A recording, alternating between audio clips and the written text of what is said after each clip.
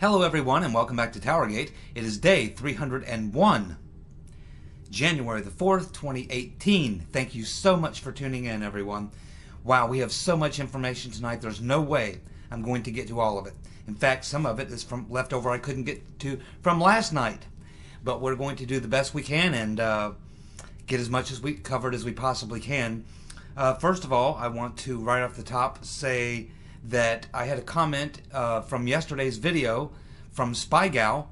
She had asked me to post up in written form all those agencies that I talked about yesterday, the various agencies and the people in those agencies in the chain of command who are going to be affected when all of this bottoms out. In other words, all the people in the agencies that are going to possibly find themselves facing indictments and this type of thing. So what I'm going to do is below the comments section in this video, I'm going to type that up. It's not a lot, but I'm going to type it up there so you'll have all those agencies I mentioned in yesterday's video along with the people who head up those agencies, the chain of command. So you will have all those agencies and the players, and you can copy and paste that into a document or whatever you want to do to save it for future reference or what have you. But I'll go ahead and put that in today's video. It will be below the comment section. It'll be right there for you. So hopefully that takes care of that and makes everyone really happy, because we all want to be really happy. Okay, let's get to the news. We don't have a lot of time and we got a lot to cover. First of all, Kim Jong-un, the demonic Teletubby in North Korea, came out and said that he has a nuclear button on his desk.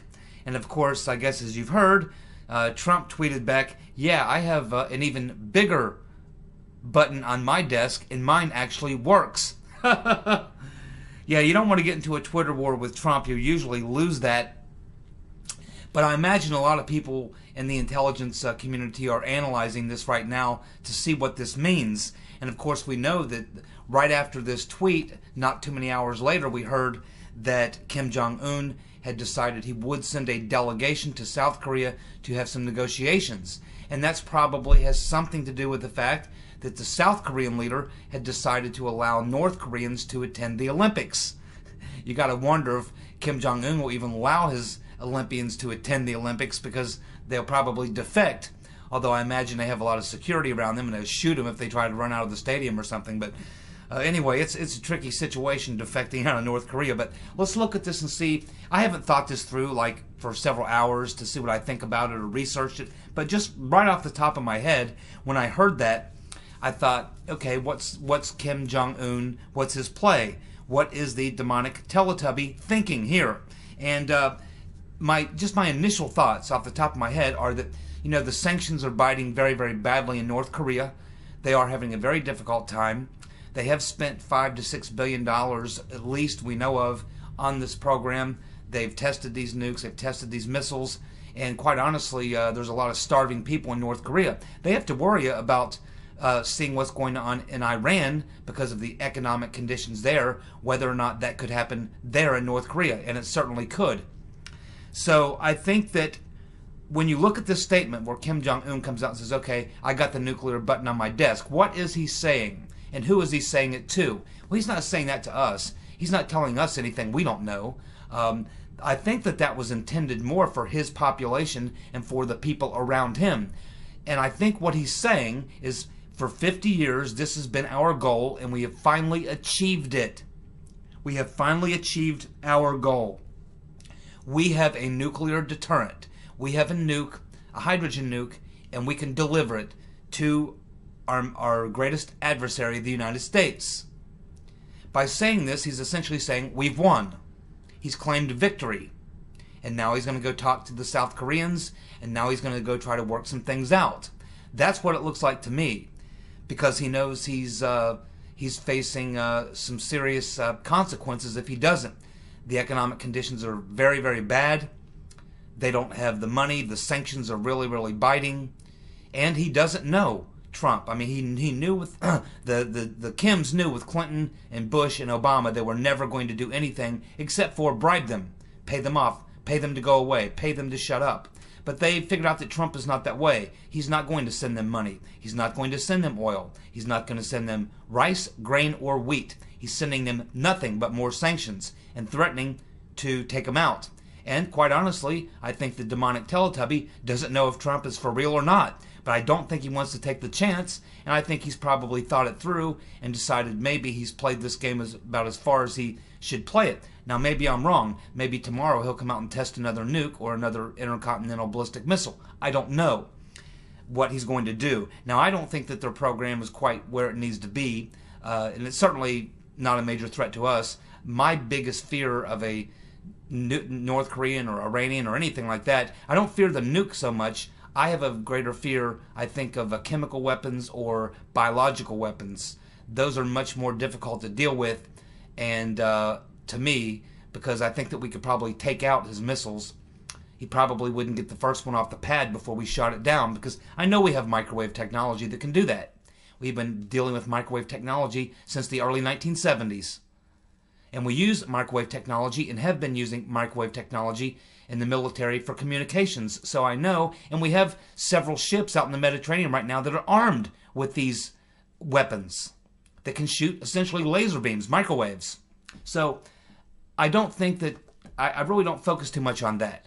But I think what this statement tells us is that the demonic Teletubby is probably going to claim victory, say we've accomplished our goal, we now have a nuclear deterrent, and now he's going to try to get some of these sanctions relieved, because ultimately that will be what causes the collapse of his regime. And he's looking at what's going on in Iran, and he realizes these things can happen very quickly.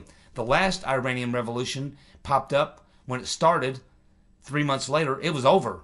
The entire revolution took 3 months, and we saw these green revolutions over the past 8 to 10 years. They can happen very, very quickly.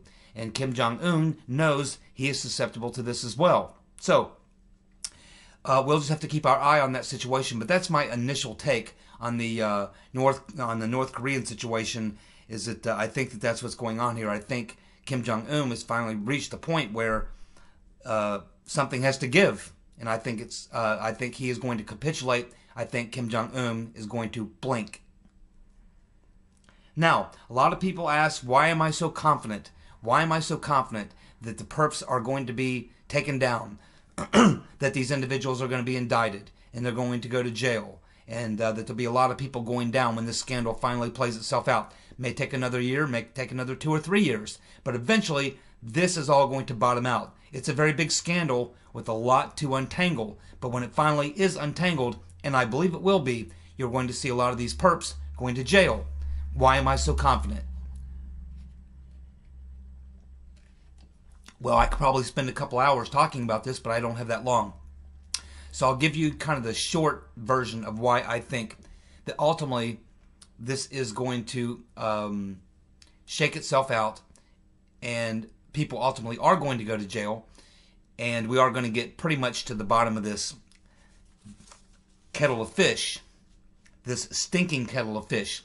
First of all, let's take a close look at a couple of the main characters in this deal. We have Fusion GPS co-founder Glenn Simpson. When he goes to testify in front of 2 different congressional committees, what does he say? He basically says that he stands by the dossier and believes it's true. Well, why is that? Well, because he has no other choice.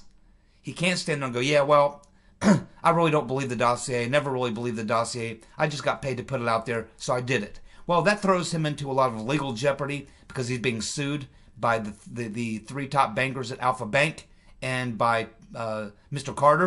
Carter Page. And, of course, that would put him essentially pleading guilty. He can't do that. He has to stand by the dossier. He owns it. Then we have the 2 individuals at BuzzFeed. They're also standing by the dossier. Why? Because they have no choice either. If they come out and say, yeah, well, we really didn't believe the dossier, we knew it was a pile of crap, but we thought we'd throw it out there because after all, it was leaked that the meeting happened in Trump Tower, and therefore we felt we were okay to go ahead and publish. Well, that's not going to cut the mustard. And the fact of the matter is, they would lose the libel case that they're in right now. They would be essentially pleading guilty, and they would have to write a big fat check to Mr. Gubarev, which they're going to do anyway. You had Andrew McCabe, who, as we heard, not so much in the open hearings, but from the closed sessions, we're learning that apparently he is sticking by the story as well. Why is that? Well, because they used it to get the FISA warrant. Now, we're about 99% sure that's true, but we still need that last little piece of evidence, which is to actually see it and have some member of Congress come out and say, yes, we have seen the FISA application. It's based on everything that was in the dossier. Well, Andrew McCabe cannot sit there and say, yeah, I don't really believe the dossier was legit. I don't think so. Why? Because that's what they used to get the FISA warrant. He would be essentially pleading guilty to using fraudulent evidence to obtain a warrant. He would be going directly to jail. So these three individuals have no choice but to stand by the dossier. But here's the problem. Who is the source, which they all claim is the source of the dossier? Christopher Steele. Christopher Steele. That's the guy that they said wrote it. Now, as you know, I don't believe that. I believe he was the pitch man. He was the face of it. He was the guy that was there to give it credibility. It was probably sent to him, and he probably did some editing. He probably dressed it up a bit, embellished it a bit.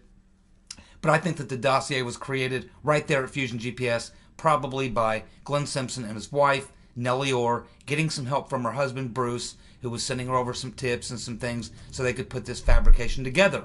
And I believe that Christopher Steele was nothing more than the salesman, the guy to give it legitimacy. But he is on the hook for it right now. And as we can see in the lawsuits that have happened, in the depositions and the court filings that have happened in the UK and in the Florida case, we can see the following is what we have from Christopher Steele, which we've gone over many times. I'll do it again. Christopher Steele, according to the court filings, has stated that the claims made in the dossier are only possibly true.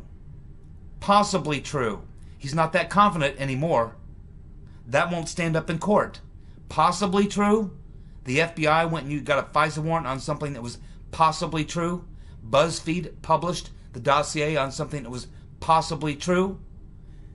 Glenn Simpson pushed out this garbage of something that was possibly true?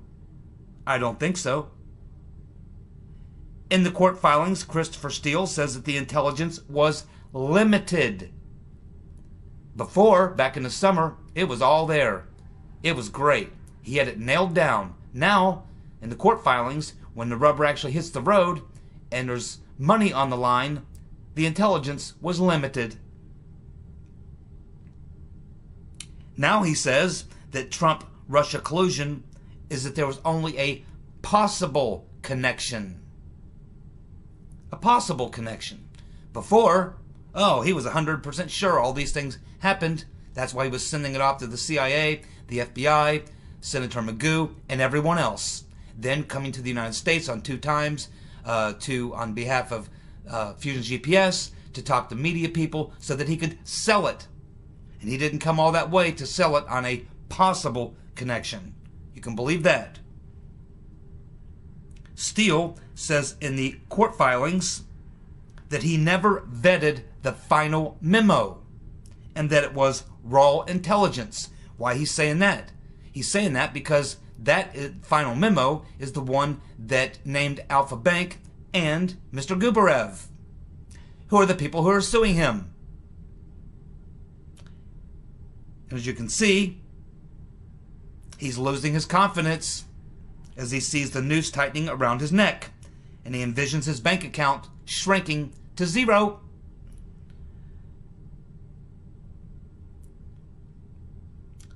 But we have a very interesting thing also from the court filings, is that we have a witness who's not identified, the name blacked out, but this particular witness was one of the top witnesses in the UK lawsuit, and that witness stated that Christopher Steele said to him, first person said to him that he said basically that Steele was bragging that it was his research that persuaded the FBI to investigate Trump. This witness in the court filings says that Christopher Steele was bragging that it was his dossier, his research, that persuaded the FBI to investigate Trump. So as you can see, everybody's credibility and their entire story rests on Christopher Steele, because he's the one they're all on record now as saying is the guy who put it all together. So now we have the guy who put it all together backing away from it as fast as he can, and he's likely going to lose the lawsuit, as is BuzzFeed and Glenn Simpson. They're all going to lose. But even before that happens, the dossier will have lost all of its credibility. But you cannot have the man who's everybody's hopes and dreams, the Democrats, the left-wing media, McCabe, the FBI, the DOJ, the whole 9 yards, everybody's hopes and dreams rest on one man's shoulders, the man who they all gave the credibility to and said he's the guy that put it all together. This great super spy, Christopher Steele. He got it all together for us. But now, Christopher Steele ain't so sure. He's backing away from everything he said. Possible connections. Only possible that the allegations are true. He never vetted the final memo. The most important one. The one that's all about the intelligence. All of these things rest on his statement. And they're going to want to interview him. Mueller has already interviewed him. And Gubarev's attorneys have deposed him twice. And these other attorneys for Alpha Bank and for Carter Page are going to depose him. And more is going to come out. Believe me, their entire story, their entire life hangs in the balance on Christopher Steele. He's the guy backing every bit of this up. This is all going to go the way Christopher Steele goes. And the way he's going is to the exit door as fast as he can get there. Disassociating himself with the dossier as fast as he can. He's basically saying in not so many words, hey, don't look at me. You know, I told them not to put this thing out there in the public. I said it was only information for the FBI to research and look into. He's kicking it back to them. Said, hey, don't put it back on me. I can't vouch for it. I just said it was rough intelligence. I put it out there, and you guys were supposed to check it out. You weren't supposed to make it go public. That's what he's saying. And that's what their whole story rests on. Christopher Steele. And that is why they're going down.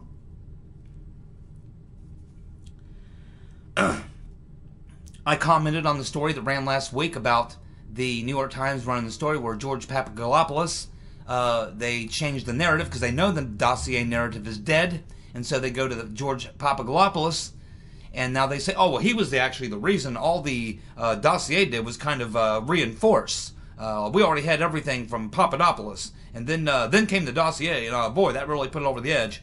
Bullshit.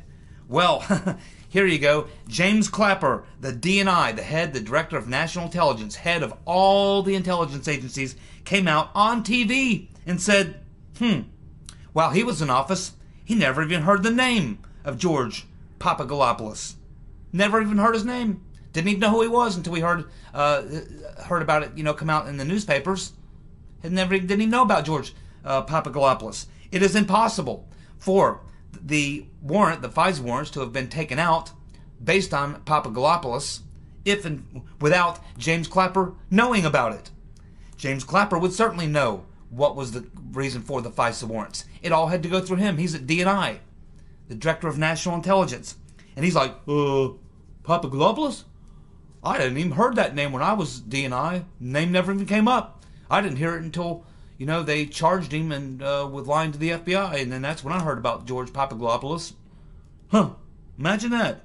So there you go. Not even the DNI. So as me and many other people destroyed that ridiculous piece in the New York Times the day after it was written, and as you can see, I thought it would take until maybe this Friday for it to be fully debunked. That son of a gun was dead in the water Tuesday morning. As soon as the holiday was over, it was debunked, dead and gone. Alrighty. Well, the deadline came and went. Today was Devin Nunes' deadline, January 3rd, for the FBI and the DOJ to produce their documents. Now, I don't know if they ever did. That hasn't come out yet. But what did come out was the fact that Rodenstein and Wray went over for a little secret, impromptu, special meeting with Paul Ryan this morning. How do you think that meeting went? They probably went into Paul Ryan's office and said, hey, your boy over there in the Chairman House, Nunes, is going to put us in contempt of court. What we want to know, you're not really going to go through with this and like have us arrested and held until we comply, are you? That's what they want to know. Is Paul Ryan going to back Devin Nunes and enforce the contempt of court or contempt of Congress? Is he going to enforce it and back it with actual arrests? Or will he back away? What will Paul Ryan do? It's his call. Nunes can do the contempt of Congress, but to enforce it, to actually have these guys picked up, cuffed, and taken to incarceration until they produce the actions that the committee is requesting, that's up to Paul Ryan. He is over the sergeant of the guard or the arms guard or whatever they call the police there in Congress. So that will be up to Paul Ryan. But basically what you see here is a classic case of Rodenstein and Christopher No Shit Sherlock Ray going over Nunes's head, going to his superior, the Speaker of the House, trying to go around Nunes, and most likely to find out if Ryan will enforce the contempt of Congress. We will have to see what Ryan does. I'm guessing he will cut some sort of a deal. He's a deal maker. He'll try to cut a deal. We have an anonymous source who has seen Uncle Bob, the executioner Mueller's grand jury. And he says it looks to him a lot like a Black Lives Matter rally. 11 of the 20 jurors are black. Only one white man, which means you probably have 9 other people who are other than black, which means it could be female, Latino, or whatever. So he said it looks like a Black Lives Matter rally, like a Bernie Sanders rally. That is the jury that Uncle Bob has convened. That is what we have. That probably tells us a lot. Hey, there was a fire at Bill and Hillary's house over in Chappaqua, New York. What do you think that's all about? You think they might be burning the evidence? They have a lot to burn, you know. There's a lot of evidence probably there at the Clinton home there in Chappaqua. And by the way, isn't Chappaqua an Indian word? The Clintons live in a city that's named after slandering, I guess, Native Americans? I guess. But anyway, it looks like that they're burning the evidence. And there's a lot of evidence to burn, my friends. Well, it looks like Paul Manafort is going to sue Mueller over the probe's authority. And essentially what he's looking at also is probable cause.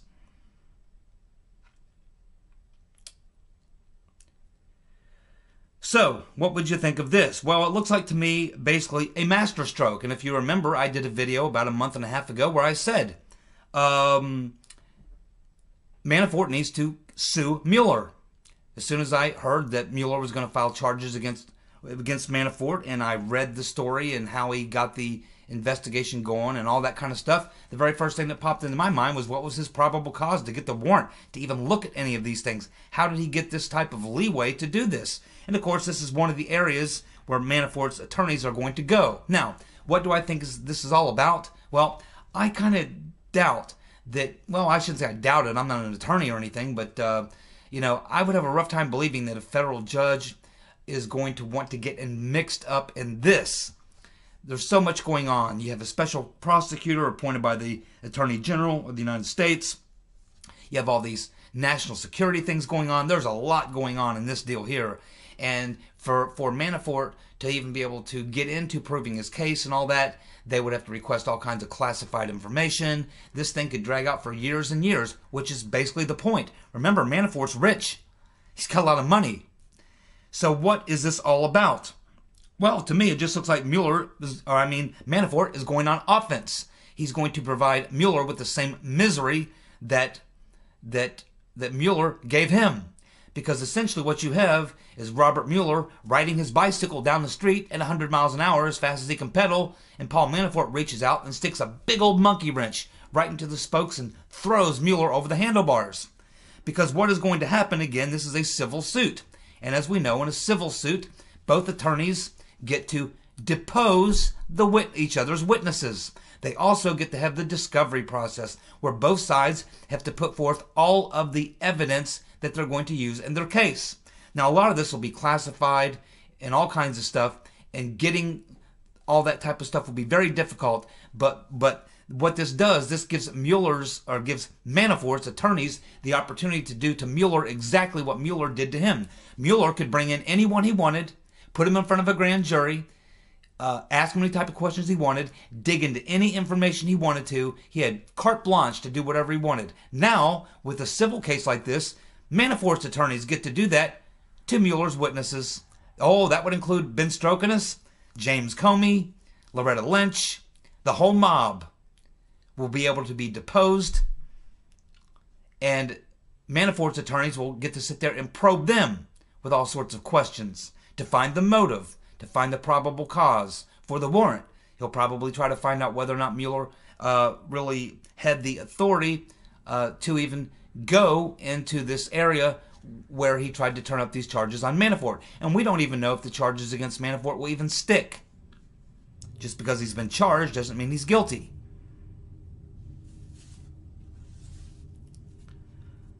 So it's a very, very sticky wicket. But what it looks like to me is it's just an offensive measure by Manafort to try to do to Mueller what Mueller did to him.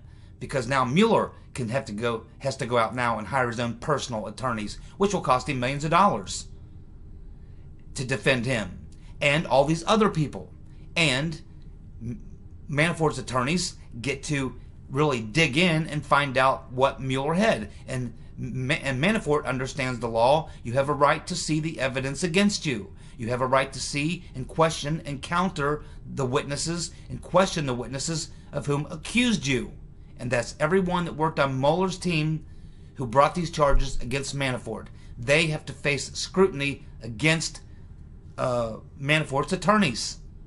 Manafort's attorneys get to rake them over the coals and dig and dig and dig on them. He's turned the tables. This is a great offensive move. This is what Jeff Sessions was supposed to do. And believe me, it won't be long until this FBI informant, Mr. Campbell, testifies. And as soon as he testifies, Mueller, Uncle Bob, the executioner, will have to get another team of lawyers because he'll be facing another type of legal action because of his involvement in the Uranium One scandal. And he'll also be facing hearings from Congress. They'll be calling him in. They'll be calling Mueller in to testify in front of Congress, probably closed session, I guess. But they'll be calling him in to testify about his helping cover up the Uranium One deal. So what Bob Mueller is looking for right now, as I said about a month ago, he's looking for a way out of this thing. He's looking for a way out. Everyone's looking for a way out. Everyone's looking for the exit. McCabe, Ben Strzok, Sally Yates, Loretta Lynch, all these people, they have no choice but to ride the dossier. They have to. They used it to launch the entire thing. The entire thing, the FISA warrants, the surveillance, the unmasking, everything was launched based on the dossier, not Papagalopoulos, and that will be easily proven.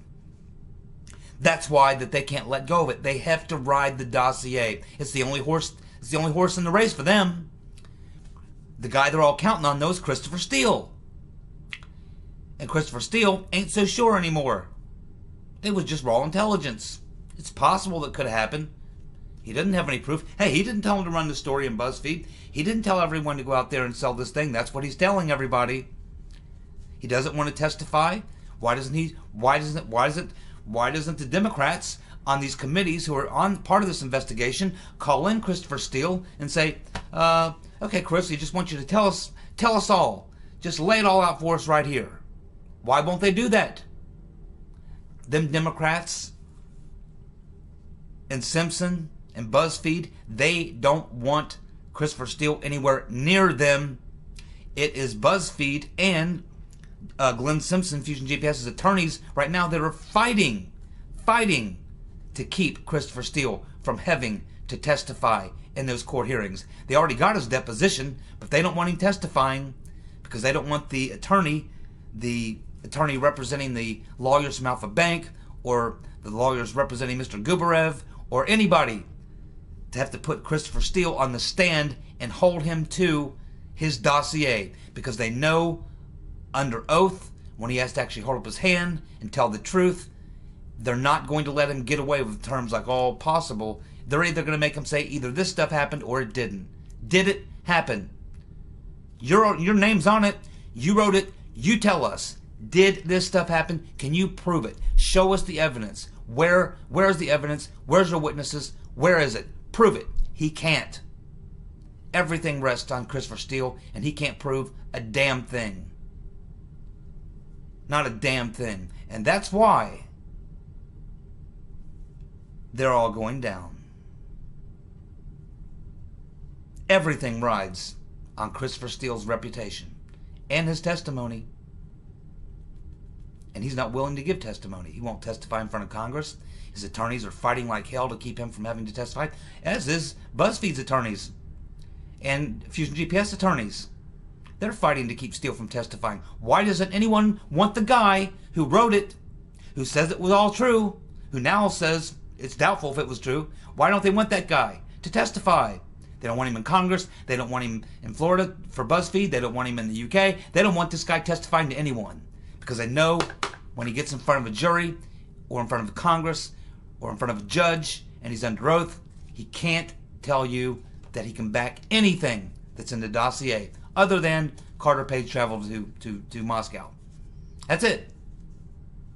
And the FISA warrants will show that the FISA warrants were based on the dossier. It's simple, folks. Don't let all the noise around this distract you. Don't let all the noise distract you. Don't do that. It's very confusing, but it all comes down, really, to the evidence. And there's really only one person who's sourced as the evidence. That is Christopher Steele. And he won't back it up. He can't. He doesn't have the evidence to prove it. This is what the deal is. Plain and simple. Plain and simple. That is why I'm so confident these people are all going to jail. Thank you so much for tuning in. As you know, many of you may know, the New York Times published a piece, an op-ed piece by Glenn Simpson and his partner Peter Frisch over the weekend. They are the owners of Fusion GPS. Tomorrow night, I'm going to destroy that opposition article that they wrote, explain to you what it was about, and then I'm going to destroy that the same way I did the Papagalopoulos thing. So, stay tuned tomorrow night. I'll take care of that for you. And again, look in the description, below the description, for all those agencies of government and all the people that I mentioned in the previous video. They'll be there below in the description box. You can copy and paste it and keep it for reference. Thank you so much for tuning in. Good night.